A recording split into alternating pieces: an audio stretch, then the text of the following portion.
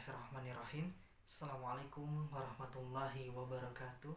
Alhamdulillah, pada kesempatan kali ini, di hari yang cerah ini, secerah semangat kalian untuk belajar, kita sama-sama menyaksikan teks berita bagian yang kedua. Selamat menyaksikan. Baik, kali ini kita akan masuk ke teks berita bagian yang kedua.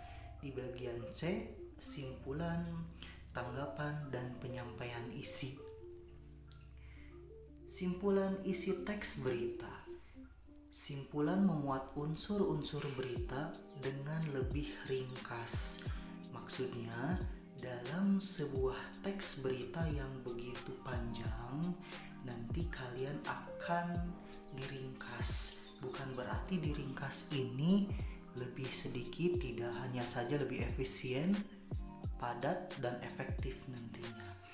Nah, di sini ada langkah-langkah menyimpulkan teks berita sebagai berikut. Di poin yang pertama, mendengarkan atau membaca teks berita dengan sesama. Kenapa? Karena tidak mungkin saat kalian nantinya meringkas, sedangkan kalian sendiri tidak tahu referensi berita, mendengarkan atau membacanya tidak tahu. Nah, maka dari itu, poin yang terpenting adalah kalian perlu mendengarkan ataupun membaca teks berita terlebih dahulu. Di poin yang kedua, mencatat unsur-unsur berita 5W 1H atau yang sering kita kenal adik Simba. Nah, bukan berarti kita membuat pertanyaannya, hanya saja dari adik Simba tersebut kita dapatkan jawabannya itu sebagai unsur atau poin-poin untuk nantinya kita bisa menyimpulkan atau meringkas teks berita tersebut. Baik, kita beralih ke tanggapan isi teks berita. Tanggapan terhadap isi berita dapat berupa kritik, saran, sanggahan, dukungan, atau komentar. Jadi, saat kalian memberikan tanggapan, opini, ataupun pendapat, tidak hanya berbentuk kritik, tapi bisa saran, bisa sanggahan, atau mendukung, begitupun juga dengan komentar. Nah, sebagai contoh, kita dihadapkan dengan berita dukungan untuk berdiam diri di rumah karena memang keadaan saat ini sedang Allah uji dengan COVID-19. Maka dari itu kita nanti memberikan tanggapannya berupa dukungan atas baiknya kita berdiam diri di rumah saja. Nah, seperti itu. Aspek-aspek yang dapat ditanggapi sebagai berikut. Yang terpenting adalah isi atau unsur berita, bukan dari awalan ataupun akhiran, tapi yang bisa dijadikan aspek untuk sebuah tanggapan itu diisi ataupun unsur berita. Kemudian bahasa atau kalimat dan pilihan kata dalam berita. Nah, otomatis saat kita nanti memberikan komentar, perhatikan bahasa, kalimat, dan pilihan kata dalam teks berita tersebut. Otomatis penggunaan itu sangat penting dikarenakan biasanya teks berita ini menggunakan bahasa yang baku. Otomatis kalian pun juga harus menggunakan kata yang baku. Nah, lantas Pak, bagaimana untuk kata yang tidak baku? Nah, kata yang tidak baku contohnya penggunaan kata lo, gue, kemarin. Nah, itu salah satu contoh kata yang tidak baku. Maka dari itu kalian pergunakan kata-kata yang baku saat nantinya memberikan tanggapan. Selanjutnya, menyampaikan isi teks berita. Cara penyampaian sebagai berikut. Poin yang pertama, memahami unsur-unsur berita. Otomatis yang tadi sudah kita singgung adik Simba.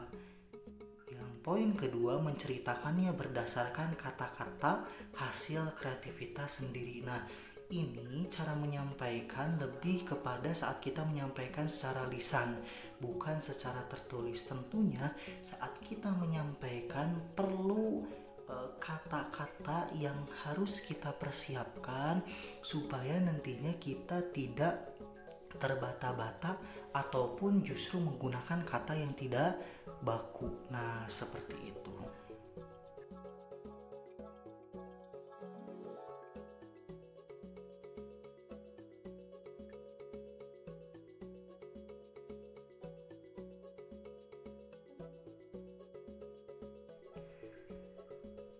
Sekarang kita beralih ke struktur teks berita.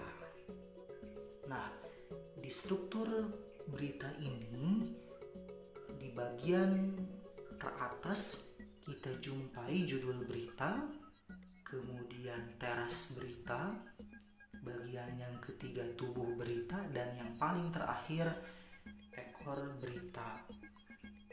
Lantas, jika ada yang mempertanyakan apa yang membedakan judul dengan tema ataupun topik.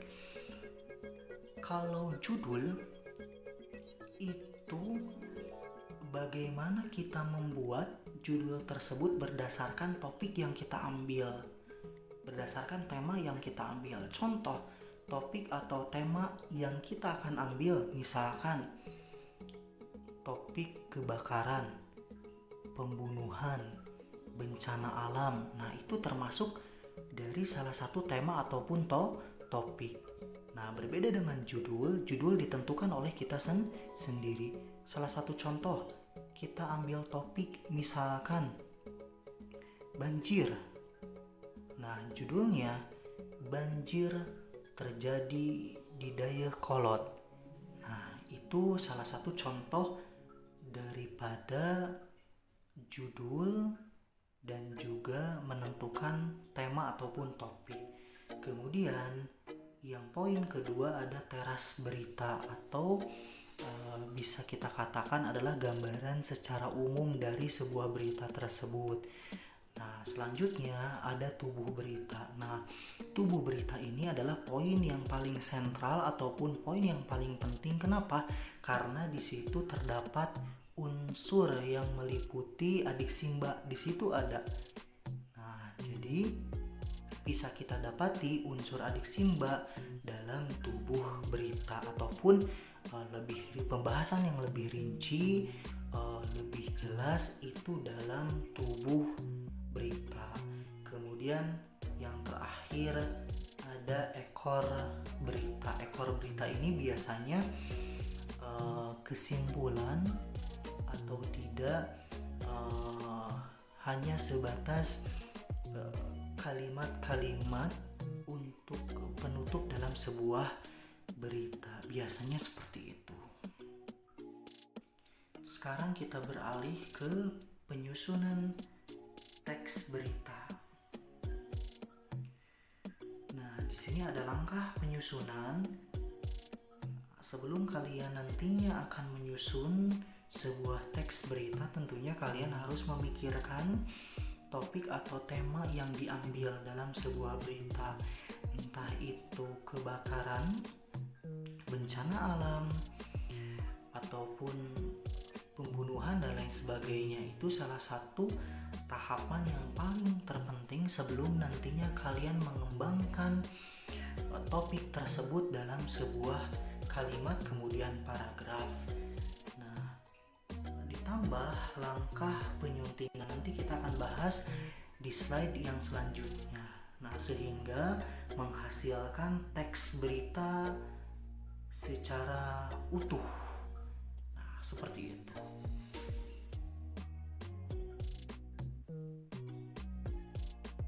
Nah, ini penyuntingan teks berita. Saat kalian membuat berita, tentunya kalian harus menyunting ataupun membaca kembali teks berita yang kalian buat supaya tidak ada kerancuan dan lain sebagainya.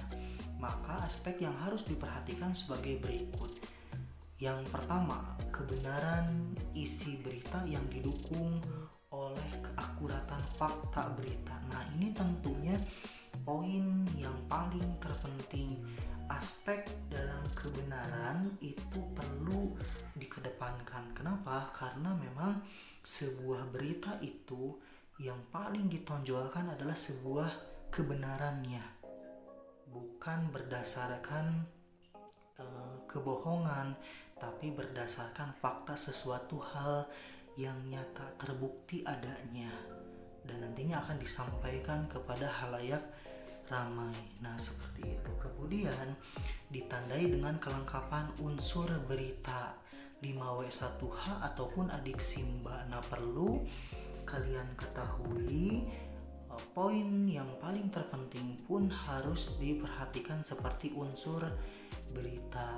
Nah, jawaban atas pertanyaan dari 5W1H akan terjawab pada teks berita yang kalian buat. Nah, seperti itu. Sebagai contoh, di mana kejadian tersebut dituangkan dalam teks berita tersebut, kemudian kapan kejadiannya, bagaimana kondisinya, kemudian siapa pelakunya ataupun korbannya. Nah, itu terjawab dalam teks berita yang kalian buat nantinya. Kemudian berita dimulai dari bagian yang terpenting, atau bisa dikatakan kalian saat membuat teks berita, poin yang harus ditonjolkan adalah gambaran secara umum kejadiannya di mana, sebelum nantinya kalian merincikan satu persatu dari kejadian tersebut ataupun kronologis urutan cerita tersebut tentunya dalam tubuh beritanya. Dan yang terakhir, penggunaan kalimat efektif, baku, dan ketepatan ejaan serta tanda baca. Nah, ini poin yang paling terpenting. Jangan sampai saat kalian menulis teks berita justru kalian mengulangi kata ataupun mengulangi kalimat di kalimat selanjutnya. Itu termasuk tidak efektif dan cenderung pemborosan kata. Kemudian pergunakan kata baku formal begitu. Jangan sampai menggunakan kata tidak baku yang tadi Bapak singgung di slide sebelumnya. Dan juga ketepatan ejaan serta tanda baca. Perhatikan tanda koma sebagai jeda begitu, kemudian titik sebagai penghentian untuk memulai kembali kalimat selanjutnya. Nah, seperti itu. Jadi ini semua poin yang paling terpenting penyuntingan teks berita sebelum nantinya teks berita tersebut akan dibaca oleh teman kalian ataupun Bapak sendiri sebagai pemeriksa. Nah, seperti itu. Itulah materi yang bisa Bapak sampaikan. Semangat untuk tetap belajar, saling ingatkan satu sama lain dalam kebaikan dan tentunya dalam tugas. Wabillahi taufiq wal hidayah. Assalamualaikum warahmatullahi wabarakatuh.